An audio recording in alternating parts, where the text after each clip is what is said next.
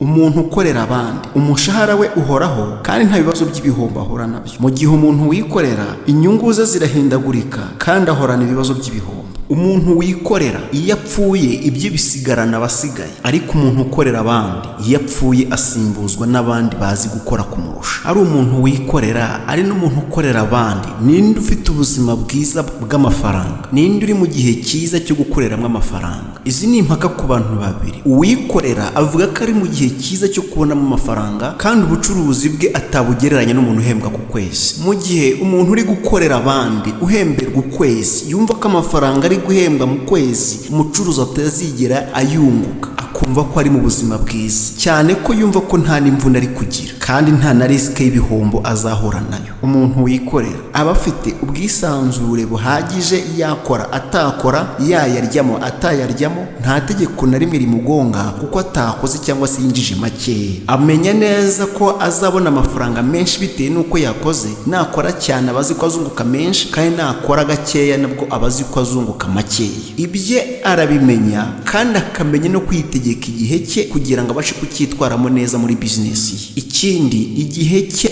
akibaramwo amafaranga, akaba azi ko niba yakoze amafaranga aza, niba atakoze nta mafaranga ari bubone. Niba yagiye gusura inshuti ze ntawe uri mubaza aho yagiye, kandi niba yagiye mu butembere nta raporo ari butange, yewe niba nahombye nta busobanuro ari butange bw'icyo gihombo. Yewe nabura n'abakiriya cyangwa bizinesi igahomba, azimama amenye uburyo agiye kubyitwaramo kugira ngo ashake ibindi bintu byo gukora. Bivuze ngo ahora atekereza cyane kandi ashaka ibintu bishya byahindura bizinesi.